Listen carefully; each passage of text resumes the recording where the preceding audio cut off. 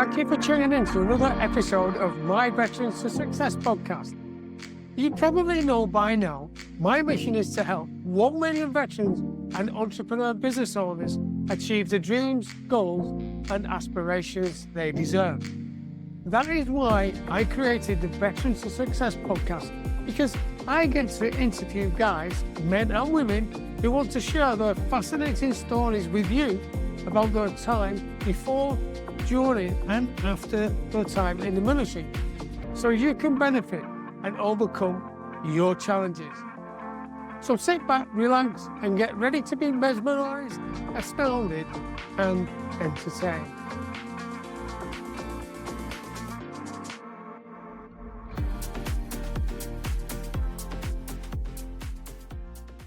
Today, I've got Charles McKinney with me. Hello, Charles. How are you doing? Doing great, Joe. Thank you for having me on. My pleasure. So what we're going to do is, rather than me give you a big build-up introduction, which of course you deserve, we're going to be going through some questions that will allow you to tell us who you are, what you do, what your mission is, what you've done in the past, and what you want to do in the future. Does that make sense? It does. Thank you. Fantastic. And I'm particularly interested in sharing your story with our listeners and viewers, because you're just in the process of transitioning. So tell me a little bit about yourself. First of all, what got you into the military? And by the way, you will probably detect that it's not a UK accent you've got there, Charles. So please tell us more. That's true, Joe. I'm from the United States of America. Can probably tell by the way I speak your language a little bit differently. And I grew up, in a military household. I think that was the first influence. My father was in the United States Navy, and being a child in that atmosphere, moving from base to base and seeing what he did and being exposed to all of that just was basically a part of my life. It's what I knew. And that's all that I knew. Can I just explore that a little bit more, please? Because that's interesting, because that's way back from being an infant, a baby. What influence did that have on your life, and how challenging was it at times, and how interesting or fulfilling was it? Well, Joe, I'd say from my earliest memories of it, you don't really realize what it is. Just like anyone in any place, when you grow up from childhood, that's just what you are exposed to, and that's what you're familiar with. Yeah. I will say that looking back and comparing myself to the stories of other children or other classmates and colleagues, I did move more often. The United States military tends to move their personnel from place to place a lot more, and not just within our country borders, but external to the country as well. We call that being overseas, like my station is right now. I'm considered overseas because I'm not in my normal country. Yeah. When you talk about benefits, again, this is all in retrospect. The benefit of living in so many different places and meeting so many different people gives you those additional and alternative perspectives that you might not have gained growing up in one location with one homogeneous kind of culture and people around you. So there was that. I wouldn't trade that for anything. I've lived in a slew of different countries, different cities, different states within my own country. I've learned other languages than English, so that's been a great exposure.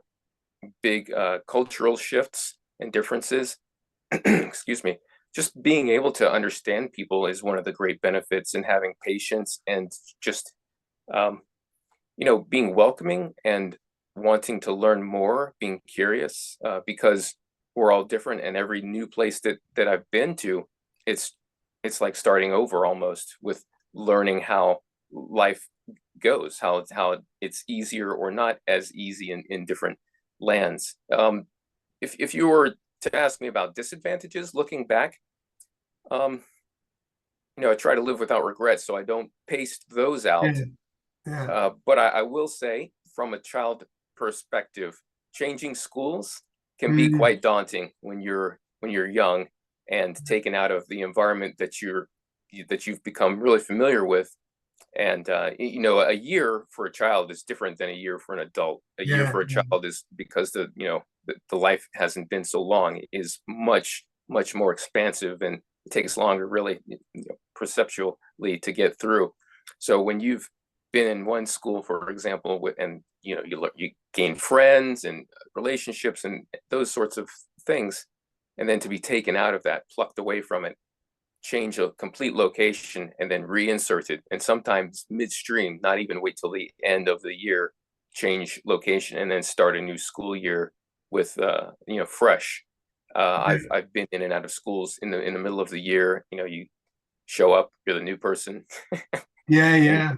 But because I've done that so many times, and that's just been the way of life, now as an adult, I don't have that problem, and that's been very helpful going into my profession of the United States Navy. And that's great, because that shows a resilience that you obviously have. Now, I know you said, like, when you're a child, a year is a great big chunk of life, whereas now in our latter years, a year is less of an issue or less of a time obstacle. When you were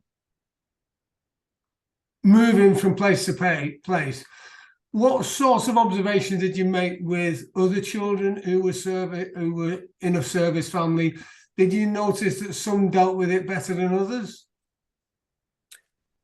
I didn't really notice that, because we were all in it together, really. Right, okay. And you've heard that before, and Yeah. that's a common theme even in the military, because we train really hard.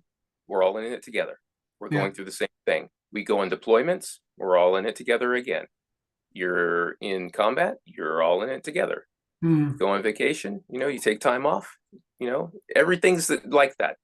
Even growing up in the military, and that, I will say that it was its own culture that is tough to explain, because the military in itself, and I'm pretty sure it's the same way here in the United Kingdom, if you took a sampling of the military, you'd get people from all over the country. Yeah. All different backgrounds, all different creeds, all different everything. So it's this swarm of multicultural, multi-faith, multi-background people just put together, and you survive, right? You get through it because you're all in it together. And there weren't any like really big challenges, And that's a great point about being in it all together. And talking about creed, culture, how does that manifest itself now in the US military? Is it sort of a big family now, and there's a realization that, hey, we're all human beings? I'm not sure if it's that expansive yet.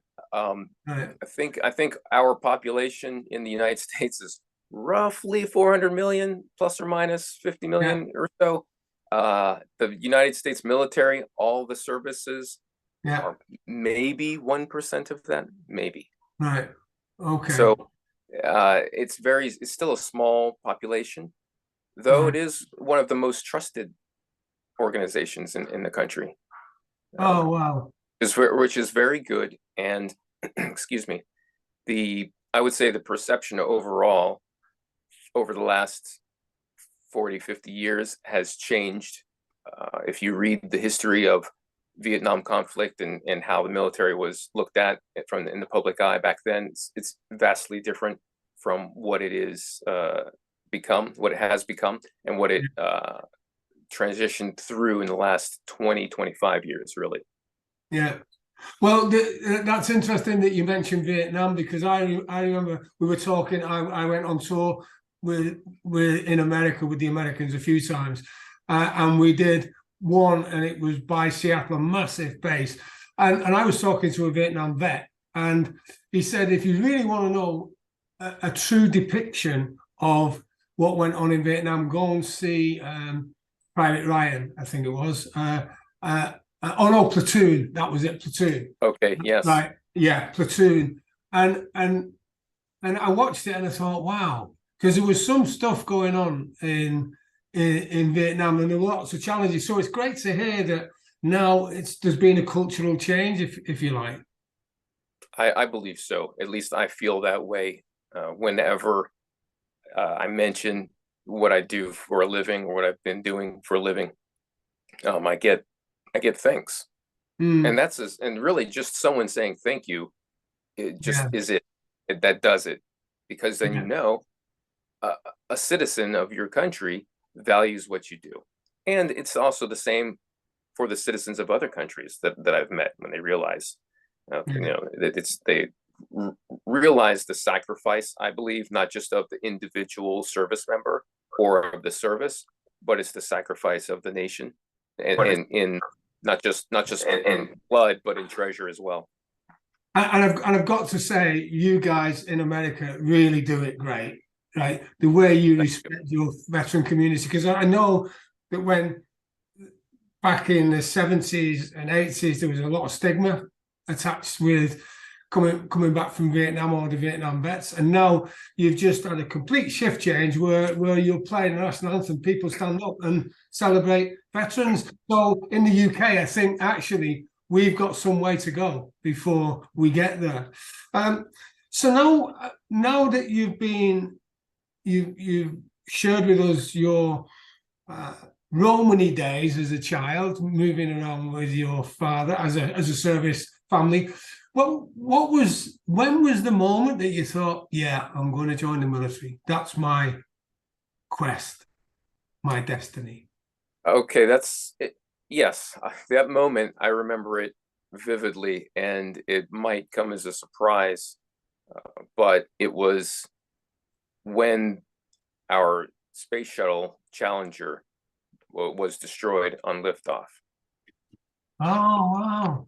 And why was I had been thinking about it previously, but that moment basically made me want to become an astronaut and become part of NASA and be a space shuttle, pilot, commander, and do that.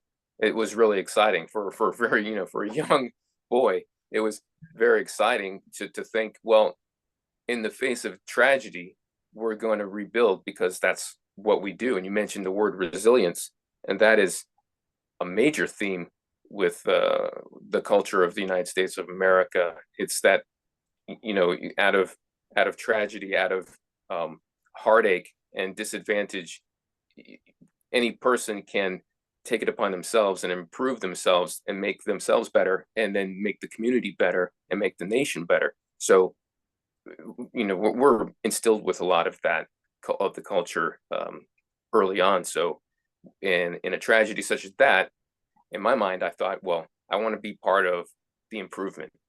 Yeah. And to do that, and this is probably in the nature of why I'm a planner. Just from then, I thought, okay, well, let me go into the library and find out how you become an astronaut. Well, there are a lot of movies about it and probably a lot of books about it, but for a young boy, you look at the requirements, and there are a lot of people with the PhDs, doctor degrees, or military experience. And if you want to fly the shuttle, then you have to be a military pilot. That's just where we've taken the crop from.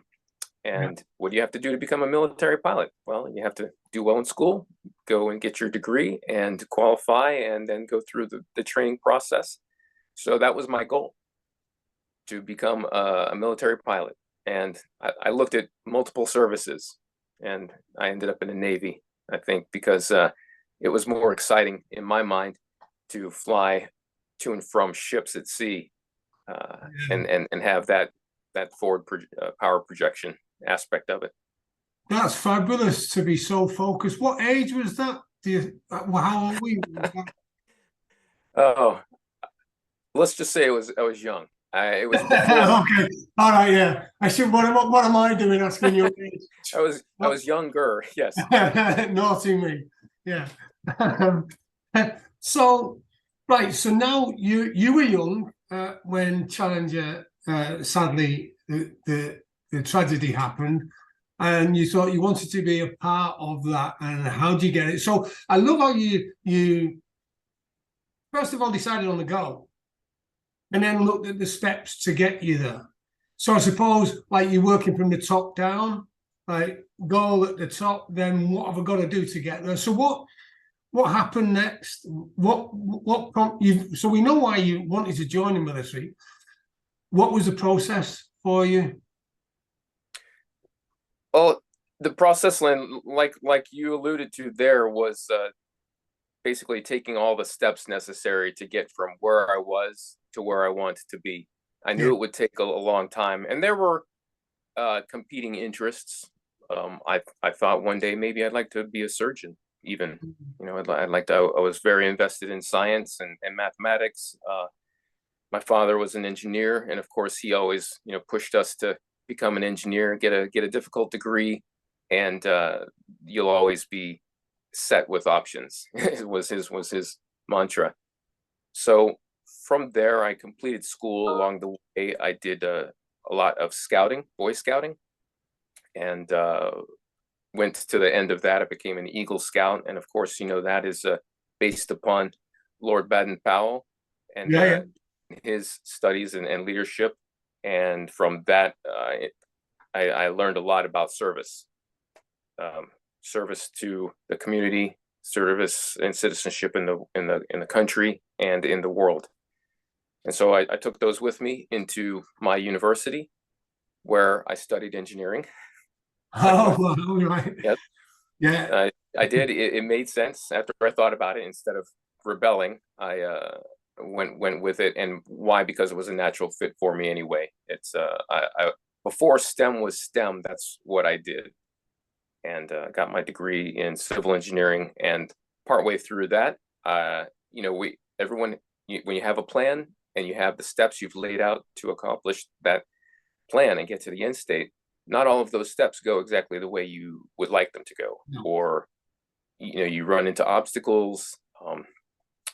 Sometimes you make your own obstacles, and I made a few of my own obstacles. And then for other obstacles, it just kind of popped up. So again, you learn how to deal with adversity and a change of plans. You get that resilience, as you mentioned before, and you push through and you keep going, because you're not where you're at your goal. There are many paths. They say all roads lead to Rome, right? There are so many different roads that can get you there. And I've gone off the path and come back in. And at one point I thought, well, I'll just complete my civil engineering degree and become a civil engineer and a doctor, and go that route. And then an opportunity came up where I could go straight into flight school with the United States Navy, and I took it. I took it right away, because that put me back on my path.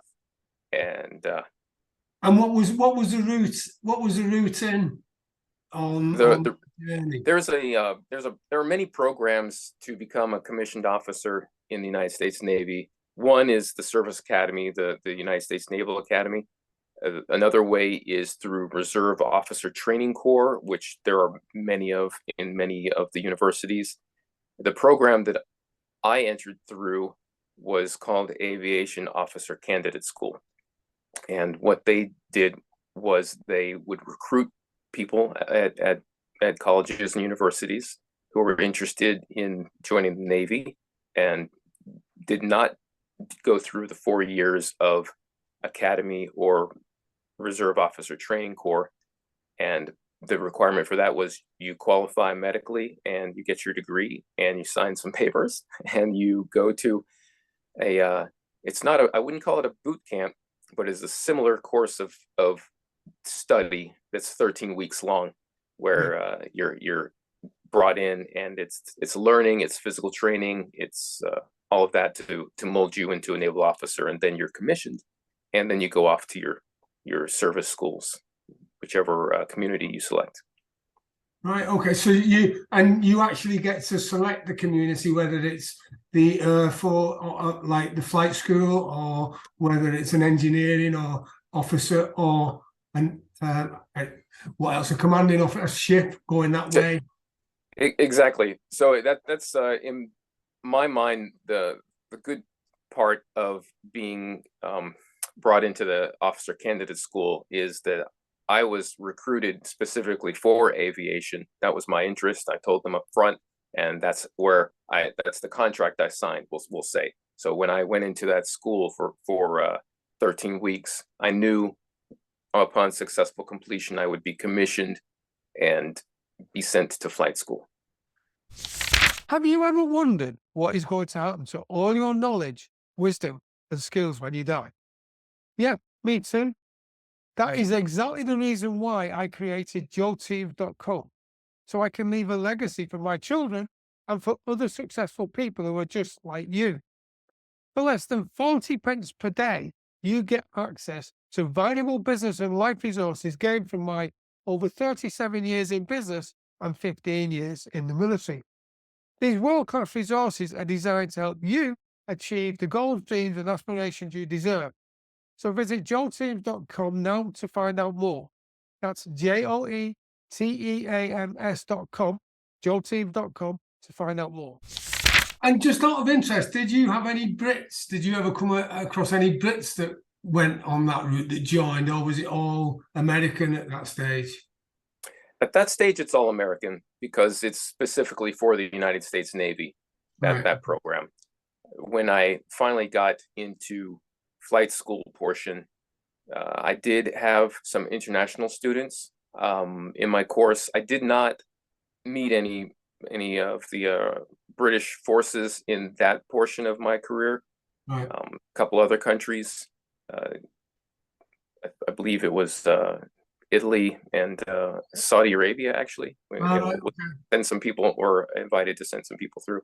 But I think the United Kingdom has a pretty solid aviation program where they wouldn't send maybe some other programs, but not the one that I was in. The reason I ask is because I've heard my son and I know a few of his friends say, "Oh, Top Gun," right?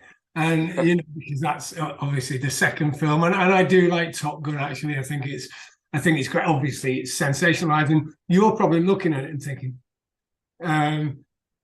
well, I will say in the early days of my my flight school and my pre-flight indoctrination, and then learning how to actually fly, you learn the actual rules and regulations for certain things, and then you get to recognize that in the movies how, as you mentioned, some things are sensationalized. But I'm also a film buff, so I completely understand the difference between a story and telling a story visually and reality, and it's great fun. Those films are great fun. Good. Oh, thank you. Yeah, thanks for sharing that. So you're now in the military, and you've done a few tours, right? And we're coming to a transition period, because depending on who I'm chatting to on this podcast, a lot of the guys are veterans and may have been out a couple of years, a year, or maybe more than that. And occasionally I get to speak to people who are still in and are not going out. You're at the stage now where you're smack bang on the transition. So you want to just share with us what sort of challenges you're thinking to, and opportunities, like a SWOT analysis, if you like, strengths, weaknesses, opportunities, and threats. Yes. What's going on in your mind, and you can go as detailed or not as you wish. Sure. Thanks for that, Joe. You're absolutely correct. I'm still an active duty service member in the United States Navy. I am really well into the transition. I arrived in the United Kingdom in late 2020. Unfortunately, there was still a lot of the restrictions going on because of the pandemic. So, we had some challenges there. And I've been in this transition really the whole time administratively. As we have a lot of lead times with that sort of paperwork to get done, and scheduling things straight through. Our plan quickly developed to, and when I say our plan, we don't transition by ourselves. The entire family transitions as well. I mean, they're with us, you know, as I stated earlier, we're all in this together. The family is definitely all in it from start to finish, and crossing over as well. So we made the decision that we would pursue remaining in the United Kingdom post my separation. We call it administratively retirement, because I'm leaving the military and I'm not going to come back into it. Yeah. But I'm not going to be retired. I will be separating from the military. And yes, so the big challenge there was, how do we stay in the United Kingdom without being sponsored by the Ministry of Defense as a active duty service person? We fall into a different category, immigration wise. Yeah. So that was kind of the first big hurdle. There are a lot of smaller hurdles, but that one was definitely like Mount Everest to get over. And that happened late in the transition, actually just a few months ago. And now that we've gotten through that, you know, past that hurdle, things have been going rather rapidly in the transition. And let me explore that a little bit more. How friendly, user-friendly, approachable, systemized did you find the process of the immigration documentation, and how easy was it, or how difficult was it? That's a good question. There are some parts that were pretty easy. I will say the gov.uk website, it's really good. It's really well set up and very user friendly. I get a lot of information from that website on every subject that I need to know about in this country. It's amazing. So that, from that aspect, it was very, very user friendly. From the personal aspect of you know, the how do you accomplish it, it was not as easy. It was quite daunting. There are several categories of immigration, and it was difficult to find to settle on one that would work. So that was kind of a challenge. I thought, because, okay, I'm transitioning, I'm going to have to find some employment. Why not target and start getting information from companies, larger companies that operate in the United Kingdom, perhaps United States-based companies that operate in the United Kingdom, and perhaps employment there would confer immigration status to be able to stay in the country and do that job. So that's what I began pursuing. It ended up being a different way, having to deal with Brexit and the European Union settlement scheme that really opened the door for us. And I will say, you know, there's a phrase out there: you get what you pay for. Yeah. And so, you know, if you want, sometimes if you need something done and done correctly, you have to absorb a cost. And I was happy to absorb a cost with the services of an immigration law firm here in the country. And especially during that part of my transition, when I was very, very much overwhelmed with administration and scheduling and that bit, I really didn't have any room on my plate for something else. And the time to fill out paperwork and make sure it was correct, and maybe there would be a mistake and it would come back. So sometimes it's best to just get somebody else to do the job who's a professional. And while you were saying that, I was just processing the information, because I suppose if you tick the wrong box, or you tick the box that you think is right and it's actually wrong, and it sends you down a foxhole, then, well, the bets are off and you might have to start again. So that would be that's time. That's lost time. Yeah. You know. Yeah. So thank you for sharing that. I mean, that's very useful, because, I mean, as I said before, we're brothers in arms and just as sisters in arms as well. And, you know, it's great that you're coming to this country to give your obvious experience to help bring our country forward. And I think that I know that would be reciprocal as well if a Brit wanted to go over to the USA. And so I think it is fabulous. Just going back to, I'm interested, we touched on Top Gun before. What did you, out of interest, what did you actually fly? What aircrafts were you in charge of? Well, in flight school, you start off with it's basically a light aircraft, a light airplane, turbo propeller engine. And from there, depending on timing and how you perform in the aircraft and your desires, there's a little card that you fill out. You will be selected for a major platform, that being either tactical aircraft or maritime patrol aircraft or rotary wing aircraft. And I selected rotary wing aircraft that week. So I ended up going to a school where I began flying a small helicopter, Bell model helicopter. And that progressed into my principal platforms. The first one being the MH-53 Echo. We call it the Sea Dragon or Sea Stallion, depending on Navy or Marine Corps. And then I also crossed over and flew the MH-60 Sierra Sea Knight, based on the Seahawk airframe. Wow. And brilliant. It was great, especially flying with the Marine Corps. They really know their business. Yep. And what did you enjoy most about that? That's a difficult question. There wasn't anything that I didn't enjoy about flying.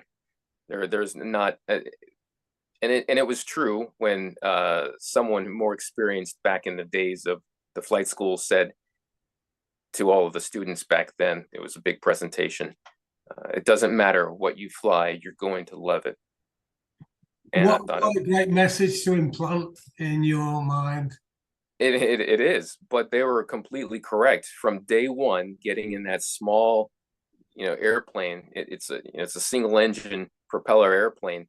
That was just wondrous. Just getting into the cockpit and closing it up and putting all the straps in, and there was no ejection seat in that type of an aircraft. So before you get in, you had to make sure you strapped on your parachute, which I found a little concerning, but at the same time, enthralling. That's just two things are right, and according to the checklist, and you likely won't have to use it. Yeah, well, I share your passion because I've got my light aircraft pilot's license in helicopter and fixed wing. And that time when the instructor, you've got no idea when they're going to do it, and the instructor says, "Right, next flight is solo," and they just hop out. And you think, well, and I mean, it sounds like you were going solo pretty much from the get-go. But yeah, that was exhilarating to just go there. So moving on to success, because we're going to do failure as well, because you've already touched on the fact that you've faced some challenges. What's the secret of your success, do you think? And you're not necessarily, while you're processing that question, I'm not necessarily asking for the golden nugget. What's the one thing? Because you know what? I'm not sure there is a golden nugget, is there? Joe, there isn't. There is no golden nugget. Everyone's story is different. Everyone's path is different. There are a lot of tools and resources available to help out. A lot of people will offer unsolicited advice, and some people will ask them and they will be sparingly cautious and offer you some maybe alternatives or things to consider, advice telling you have to do this, because that isn't the same for everybody. Yeah. So going back to your question, there is no secret for success. If I'm considered to be successful, which being pragmatic and an engineering mind and goal oriented and a planner, I don't I wouldn't consider myself successful because I haven't made it to the end of all of my varying plans. I'm successfully tracking toward them. But what does that mean? That means that I've looked ahead at the goal. I've found out, done the research, and found out what it takes to get there, the various routes to get there. And then I've looked at those various routes and picked them apart to find the holes, to find the landmines, those traps, those threats that you mentioned. And then when I consider what could go wrong, what could get me off of my path or impede my progression, I look at the risk and determine maybe some controls to outmaneuver that threat or work around it or have some backup plans just in case it doesn't go as well as my plan alpha. I'll put together and make sure that I have a plan Bravo to go around it. And if that gets X, then maybe a couple other various routes or various entry points or other people to deal with or other tools to use. Or this is life. You only get one shot at it. You don't have to stick on one end state or one goal. You can have multiple end states and multiple goals as long as you're tracking to where you kind of want to be in this world. If you want to be a great leader, if track toward that, there are many routes. Maybe you don't have to lead in this area, but you can lead in this area. Maybe you to serve. Maybe you wanted to serve veterans. There are a million ways you could probably do that. Yeah. And that's the same as, I think that the military, I don't know about you, but I guess you'll agree, the military set me up in so many ways. I mean, like with a bomb disposal task or engineering, combat engineering task, what the textbook said or the pamphlet, and it wasn't always the way it could be done or the way it could be achieved. I mean, it's a bit of a guide, and it can be a detailed guide, pretty much like your checklist on your rotor wing. The fact is, though, that sometimes your engine off landing might not be exactly the same because of wind or whatever. That's right. Engine off was a technical term. Sorry, that engine failure. But yes, so what? From that, then, what I've got from what you've said, Charles, is that success isn't just one direction. It isn't just one technique. It's a multifaceted approach where you've got to take everything that you get and take it and assess it. That's right. Yeah, you do. There are so many different variables to take into consideration. Maybe you're wanting to do something and it's weather dependent. Can you really make guarantees on the weather? It could change on you very quickly. And you can use that as a metaphor across the board. You mentioned the SWOT, strengths, weaknesses, opportunities and threats. Everybody has different levels of those and different types of those. It's really, again, it comes back to you have to define. I mean, I don't want to be prescriptive, but one should consider defining their own vision of what their end state or goal or success looks like to them, not compare themselves to others along the way. Maybe you've got a couple of heroes or a couple of inspirations out there. Great. Use those and draw from those, but don't consider that you will become one of them. Yeah. Because they are their own person and you are your own person. And I say that generally. No, that's a great point, because actually, and it's good to have heroes, people to look up to, and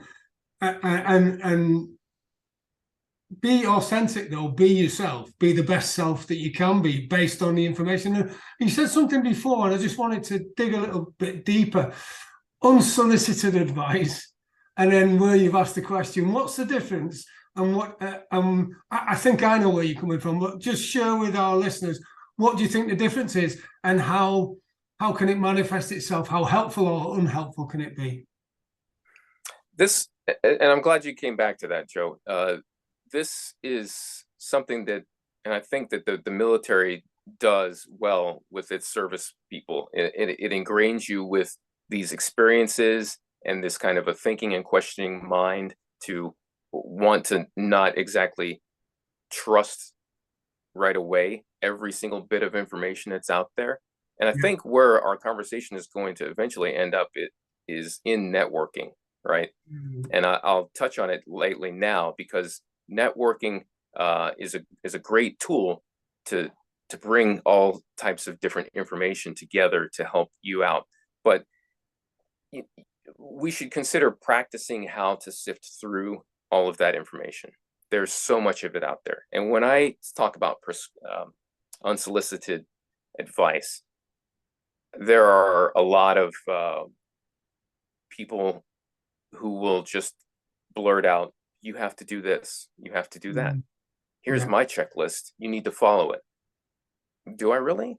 I mean, if I followed all the checklists that were given to me, which are set up for retiring inside the continental United States and going to work there, I would be lost. I Yeah. have to blaze through. I have to make my own checklist. I have to take those, as you called them earlier, those little gold nuggets out of someone else's unsolicited advice and think, okay, I'll consider that part of it because it actually applies to me. But the rest is just kind of some more background noise to tune down. You know, and don't discard everybody right off the bat. I'm not putting anyone down. When people give their advice, they're coming. It's all coming from a good place. They really Yeah. want to help others, but it's also incumbent upon the reader or the person who's consuming this information, this advice, to be able to know what's good for them personally. Mm. Vice just taking it rote. Okay, that person says go left. I'm going to go left. Well, maybe going the other way is better for you personally, but you just need to. I mean, need to. I don't want to be No. prescriptive, That's but that's right.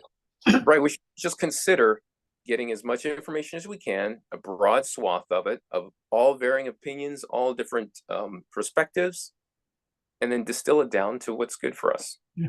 And that's a great point because again, what I love about interviewing you and having a chat and when doing the podcast, because it's conversational, it allows us to process information and process what's being discussed. And something just come up to me about inherent risk and real risk. So, like when I'm talking to my clients about, say, an ISA, an individual savings account, an investment, right? Okay.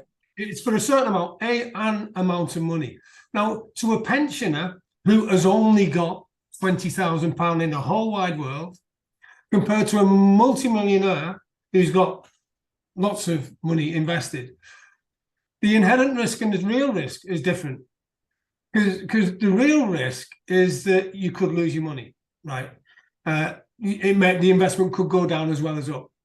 The real risk to the pensioner is that could be everything. If it went down by 20%, 50%, they've lost half of what the value. Whereas to a millionaire, it was just okay. And I think that's what's coming across to me from what you say, that it's about you got to look at yourself and what's out there to bring it in for what you need, if that makes sense. It does. And when you were just describing that example to me, the word relativity popped in, because even though the pensioner may have only 20,000 and the multi-millionaire seems to have a lot more, it's all relative. They still have, whatever they have is still 100% of what they have. Yeah. And when you work on percentages, it's just a magnitude, but it's still the same amount. And when we look at ourselves, we should look at ourselves as a full 100% of ourselves, and not only 5% of somebody else. Yeah. That's an important thing to consider and keep in your heart, that every one of us is valuable to the full amount of ourselves. And what pops in my mind, and And I know we've talked a lot about film during our conversation, but I've got a lot of pop culture in my culture, and Yeah. a lot of it comes from film, and there are a lot of films, over the years, dystopian futures, right? And what happens? People are all the same. It's kind of the world of value, of tangible value, goes away, and it's all about people, and we shouldn't lose that. And I think that's something that the military helps instill in its members, Yeah. that everyone is valuable, everyone is worthwhile. Otherwise, we wouldn't have been brought in and given that task to do, and do correctly every single time, because lives depend on it, because Mm. mother country depends on it, your families depend on it. We leave the military service, but we take that with us.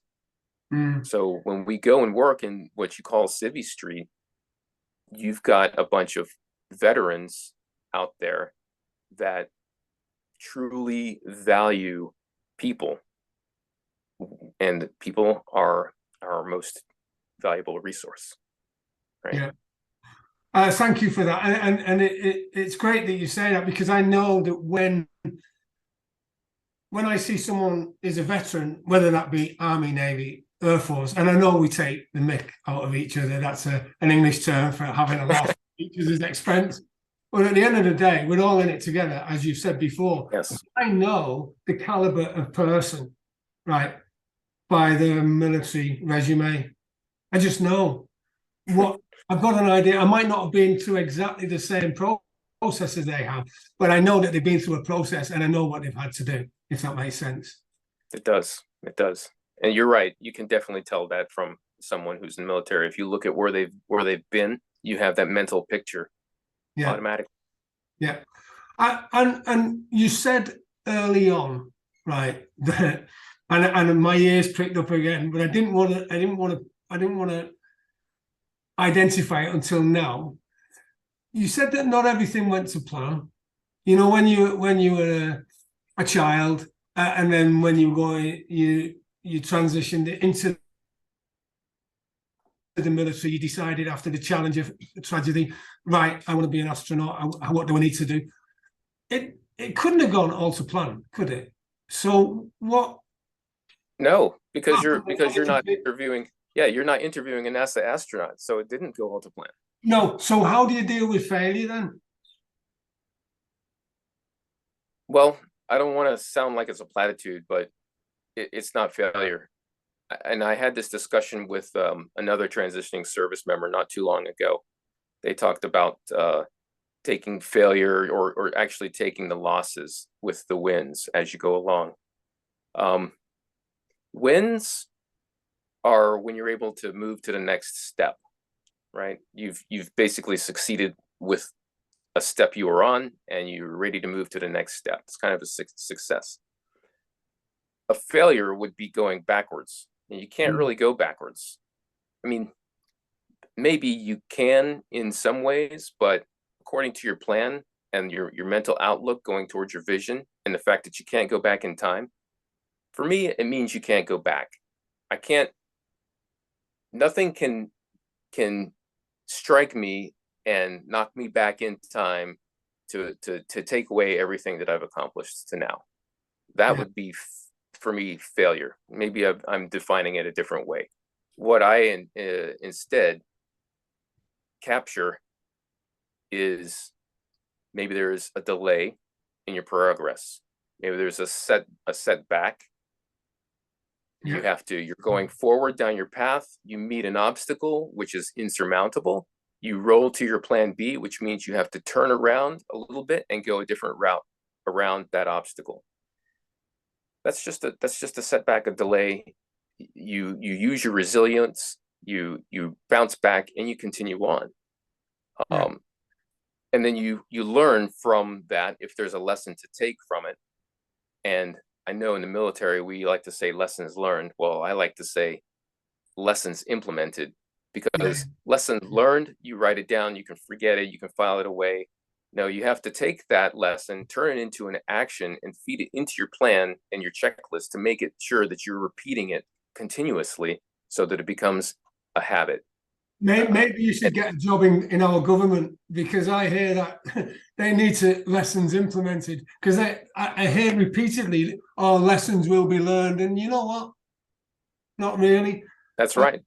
It's interesting because I always say to my sons and any clients that I work with, failure is the feedback for champions, right? Because it doesn't mean to say you can't do it ever. You just take it as feedback, and I also say, and I've got a feeling of how you work like about the plan B. What do you think of this aspect of it? Because I talk about, if you're setting off on a journey, especially in flight, you may well set off and take off. It's not so much in rotor wing because you can just go vertical, but on a fixed wing, you may well start off your journey opposite to the way you're going. But your plan A is to get to the destination. It's just that how you get there changes because of, and I think the flight analogy is great because you get things like storms, wind, everything. And like the astronauts, the actual rocket is very seldom pointing to where it wants to go because it needs to make adjustments. That's true. And I'm glad you mentioned that adjustments are you need to fine tune along the way, because not everything is like an arrow or a sniper shot, with no wind, for example. And you're right, the flight analogy is great because when you plan your flight, there you go, you're looking at you have your vision, you're laying down your path to get from A to B or A, B, C. One thing to consider is your resilience, your duration, your longevity, basically how much stamina do you have. We're going to call that fuel. Yeah. And if you run out of that, you have to take a rest and recharge. Now, what happens if you hit one of those obstacles, even if you're fully rested and fully charged, like a storm? You can't go through it, but you can let it blow by. So you have what? A divert. You've already planned, well, I can go here and rest. And it's okay because I've already planned for it. I've already thought about it. That's your plan B or your plan C. You always have a way out. And I'm not a motorcycle rider, but I did take a course on motorcycle safety. So I learned how to ride a motorcycle and be safe on it. And one of the most important lessons there was always have a way out. When you're in traffic, a motorcycle, it's very, it's more dangerous to operate than a vehicle. You're exposed. So you have to always, when you're riding, look around. Okay, where can I go if there's something is in front of me or something stops? There's an obstacle, and it's just kind of the same thing. On your journey, always figure out a way out, a way around, a safe passage. An exit ramp, if you will, and then you can get back on later. Thank you. And coming on to the, and I guess that when did you come across from the US to the UK? How long ago was that now? I entered the United Kingdom for this tour in the fall of 2020. Right. Okay. So the reason I asked that, there is a method in my madness, if you like, because I want to know how important you think having a strong social and business network is. And I know you're not in business per se yet, but you may have been considering that, knowing how you operate. You may have been considering and structuring that over the past amount of time. So how important do you think the social and business network is to you and to a veteran leaving or someone who's leaving the military?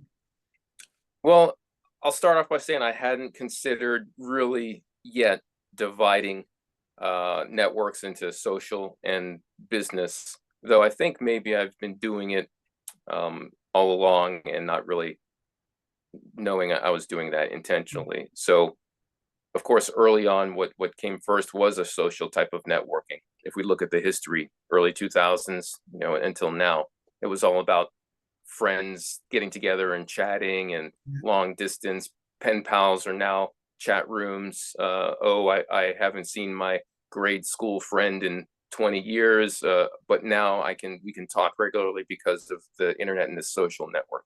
Yeah. Then it expanded to being able to do it through business, right?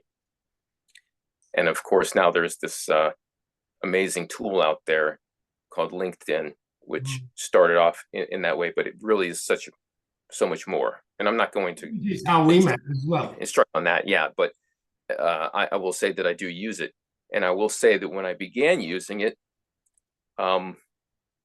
my network really consisted of colleagues, other members of the U.S. Navy or Army or Marine Corps that I met and knew and were already kind of networked with socially, but on this more business-like platform, they were my first kind of network. So I guess without thinking about it, it was more of a business network because I didn't take care of any social business on that platform at all. There are plenty other platforms to do that. But now, in the last year or so, I have been, as you say, more intentional with using that platform and word of mouth and meeting people as well. Now that restrictions have died down, that's been the best part of it, is actually being able to have a face-to-face conversation with someone, which by far is the best way to network. Yeah. Platforms are great, but to be in the same place then as another person and be able to speak with them, chat, bond, read body language, all that kind of thing, is the best way. The next are telephone conversations or video chats like we're doing now. Yeah. It's a kind of, not too close, but it's the second best. Then you've got those other passive networks or active passive networks that where you don't really see people, you just kind of message back and forth. I think it's important that I started that. If I knew then what I know now about my future to stay in the UK, I would have started that the moment I got here, maybe even before then. And actually, I kind of did do that before then because I've been working in NATO for a lot of years, and I've met many Royal Forces during those years. So unintentionally networking in your country before even getting here. But now I'm full on, definitely doing that to build a presence, to build a network, just to get to know people and learn how life is, culture here, the business culture is here, and not just for, I'm after a job. No, it's to meet people, to let them know who I am, to learn from them. And once you do that and you have that firm network, then you're in the mind of people. Then when something comes around that they might think that you're a good fit for, then they'll share it. And that's a great side benefit of having that network. It's not exactly, you can be intentional about doing that and spend hours. It's almost, I compare it to kind of like day trading with the stock market. You have to really always be in there and on it and searching around. But it's still, definitely networking is the way to establish yourself and learn, and hopefully it leads service members to those gold nuggets. And you touched on something that comes up regularly, actually, when I'm having these chats, is that you don't always recognize how important a relationship is in that moment. As you build rapport and you build the relationship, then it may go off the boil for a while because it doesn't seem like there's anything in common at that time. But then it might just be 8 months, 6 months, a year, or maybe more later, where you go, I know. Maybe I can help them, or maybe they can help me, if that makes sense. It does. But knowing what I know now, I'll add a little bit to that with the passage of time element, if it's something where you can help somebody, Absolutely. And I always advocate helping others and making sure that people are aware that you're available to help them. That's the first step always. Yeah. You have to always be willing to take that first step and be available, cross the bridge, not meet halfway, but you be willing to fully cross the bridge onto the other person's side and help them with what Yeah. they're doing. Yeah. That's the first thing. If someone is being intentional about trying to be receiving help, then you definitely need to treat relationships kind of like your garden. You need to tend to them often. Water them, care for them, prune. There has to be activity. If you leave that garden for 6, 8, 14 months, when you come back to it, it's not going to be as spectacular, and Yeah. it might even reject you. And that's what I find so rewarding, fulfilling of these podcasts, because without exception, like yourself and the other guests, it's all about, well, what can the outcome be to help others? Because I know that what we're discussing is there's just a whole mine of information, useful information for people to get from this, which is what I think is fabulous. Yes, yes. Your audience definitely will benefit from every kind of little bit of information that your guests can provide. And if someone watches this and hears what I'm saying, maybe 10%, if lucky 15, 20% of anything I say will resonate with any one person. But even if just 1% of that helps them, mission complete. Job done. Yeah. If there's one person who gets something from this, that's ace. Now, I think that it's like subconscious or subliminal learning. And you've already touched on it, but I want to ask you directly. What do you think? And going back to your military career, which is quite easy because you're still there, but just go back to that first time that you hopped in that aircraft and you thought, wow, and you're looking, or maybe that first landing on the carrier when they're in rough seas. How important, and maybe you were pilot number 2, second in command, how important is having a good coach or mentor to be? Oh, it is, especially if it's in an area you are in and want to have more success in, or an area you want to learn about. You're dead on. Okay, for example, I don't know, maybe I want to completely change gears and become a truck driver. I can't just go and start tooling around in a parking lot to learn it the best way. I need to have someone who's been there, who's done it, who's, as you say, had those setbacks and not setbacks, and has progressed and is at the top of their game, to watch what I do, to offer tips, to be there to coach and not necessarily mold, but offer the best perspectives to help me along my path to get better at that task, to be the best. But it's not just up to a mentor or a coach. The person who is interacting, like, we'll use this example, if I'm there learning from this master truck driver, I have to be coachable. I have to be willing to take it on, what this person is saying, and apply it, and then go back and interact with them more and say, look, I did what you said and it worked, or I did exactly what you said. I followed your technique, but it's not working for me. I experimented more, and I found that if I give a little bit more turn and gas at that spot, it works out better for me. Okay, well, still job done. You don't have to do exactly what they say, or whatever they say might not work exactly for you. But as long as you apply the lessons and are coachable, you'll be oriented better toward where you really want to be. And that's great feedback as well, because if your coach or mentor has suggested that you do it this way, and then you find that actually 90% of that works, but the final 10% you have to do it differently, and you give that feedback to the coach mentor. Then they say, right, okay, great, you got 100% there because you adapted it for yourself, which is what we said before, isn't it? That Yes. there's no point in becoming a clone of your hero. You need to look at the hero, see what they do well, and then see if you can adapt your own process. Yes, exactly.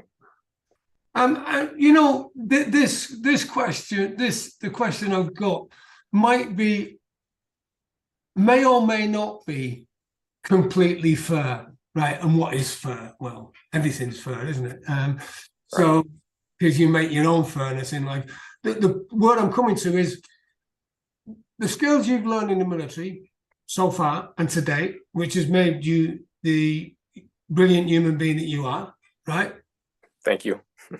No, that's okay, because I'm with you on a lot of the stuff you talked about. I've been with you, mate, and yeah, I'm certainly in there, and I can imagine what your experience has been.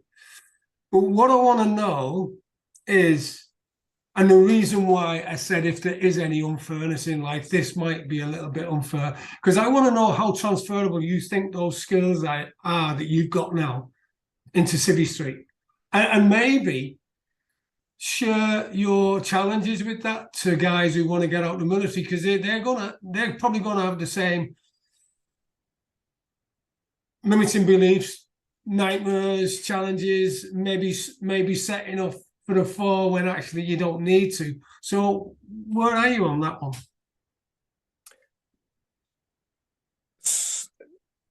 Yeah.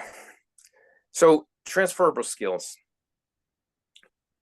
Military service members learn a lot from the initial part where really the person is broken down and restructured in a certain way to think a certain way and be able to succeed in the military environment while having learned all these new skills. Yeah. That in itself, if any person that can get through that has already built up resilience, coachability, the ability to perform under pressure.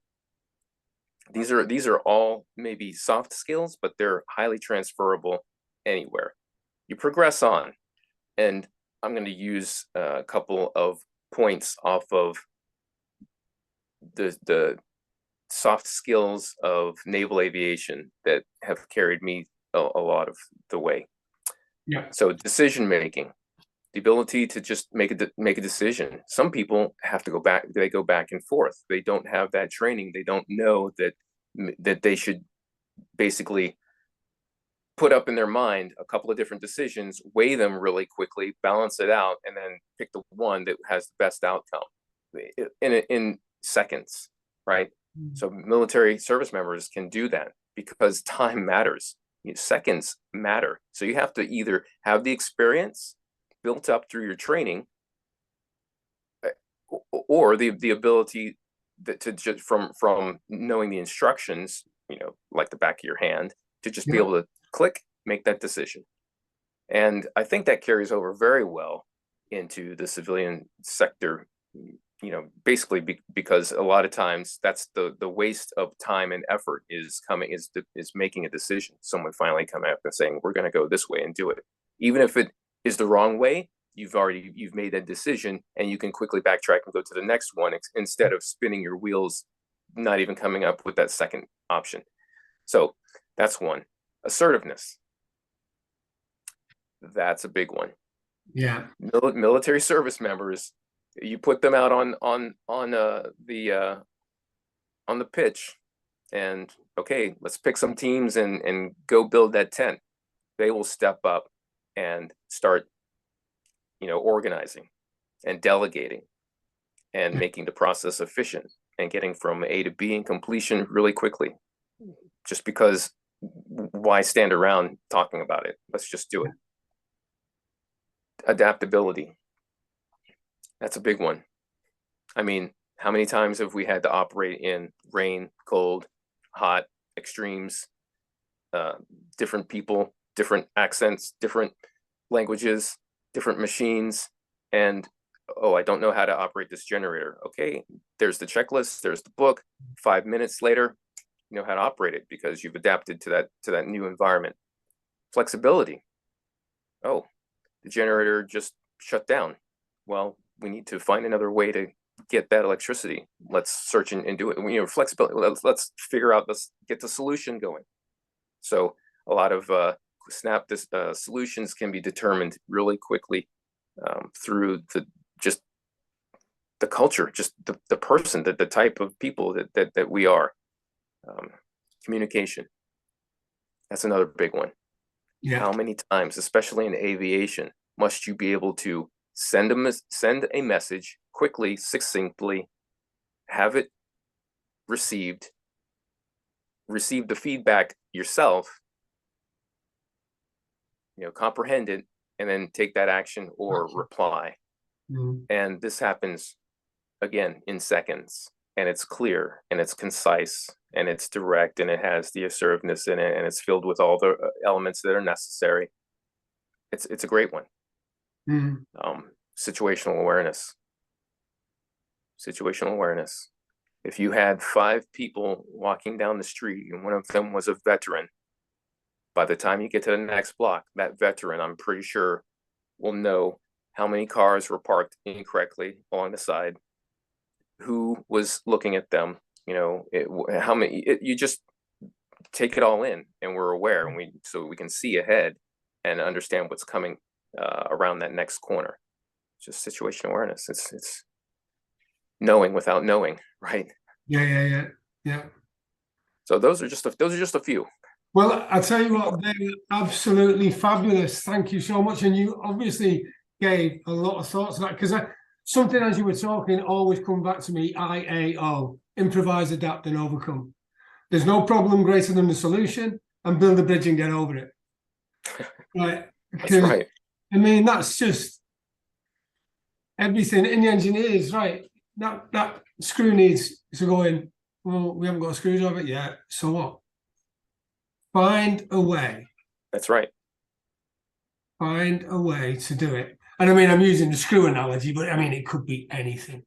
Yeah, so that was absolutely phenomenal. Thank you so much. And you know what? I think that someone listening to this is going to get a little bit more than 20%. And if 1% does something about it, well, I tell you what, if 1% doesn't do anything about it, well, then they need to go to a different class. Because that was everything like decision making, assertiveness, adaptability, flexibility, communication, and situation awareness. Because I know when I first got out of the military, right, I would never go in anywhere without sitting with my back against the wall so I can see everything. I'm a bit more relaxed now, where I still know what's going on. I'm still totally in the zone, so I know what's going on. Yeah. Right. Yeah. So here's the Columbo question, if you like, the just one more thing, right? What is the one thing or top tip you would give to a veteran or someone who's thinking of leaving the military that you think will help them achieve success? And I get it. There's no golden nugget, but just one thing or one top tip would you give? Joe, you know I can't give just one. Okay, yeah, well, give a few then, yeah. Well, if I had to settle on just one, I would always go back to take some time for introspection and determine what it is you want to do. Have that vision, because that unlocks the key to all of the subsequent planning. It's just exactly like when I decided I wanted to go into the military. I had that vision and it unlocked all the steps I needed to take to make that a reality. Without that, you really are just kind of shooting blindly. There's a lot of guesswork. There are more variables to adapt to. There's just no set path. And then we have a term, wishy-washy. You're just going where the wind takes you, vice plotting your own course and heading off. Everything else kind of falls from there, because the other things that fall into my mind are some of the we'll call them those unsolicited checklist items that actually are pretty good. The first one actually is determine what you want to do. Then another one for us is pay off your debt before you leave the military, so you don't carry that with you. You know, look into life insurance, look into credentials. But again, you can't do that without knowing where you want to go. You know, if I were to go and get a credential, like some kind of ethical hacker or coder, something like that, but I want to be a florist, then those credentials don't mean anything for me, and I've wasted that time. I have to know where I want to go before I can determine how to build myself up or package what I have already to go forward into that direction. Got you. Listen, it's Charles, it's been an absolute pleasure speaking with you. And I know we're going to keep in touch. So thank you so much for your time today. So valuable. You're welcome. And thank you for the opportunity. Thank you. JoeTeams.com is a resource I have created to fulfill my mission to help 1 million veterans and business entrepreneurs like you achieve the goals, dreams, and aspirations they deserve. JoeTeams.com is jam-packed full of valuable resources specifically designed to help you on your journey to success. Visit JoeTeams.com now to find out how you can join and start your journey to success immediately. That's JoeTeams.com, JoeTeams, JoeTeams.com. And until we meet again, have a brilliant day.